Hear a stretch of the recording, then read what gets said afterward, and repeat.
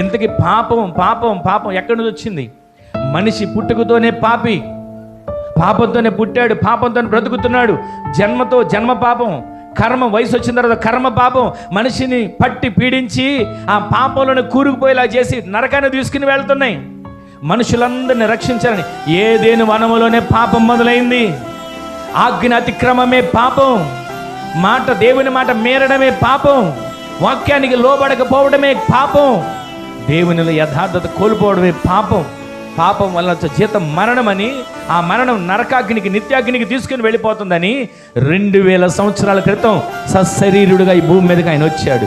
మనవలే ఆకలి అనుభవించాడు, మనవలే శరీర బాధను అనుభవించాడు, మనవలే దెబ్బలు తింటున్నప్పుడు ఆ శరీరంలో ఎంత బాధ ఉంటుందో అది అనుభవించాడు. అన్నీ అనుభవించి ఆయన మన కోసం ప్రాణం పెట్టింది దేనికో తెలుసా? మన ఆత్మలను నరకం నుంచి తప్పించి నిత్యత్వానికి మనల్ని నడిపించును గాక.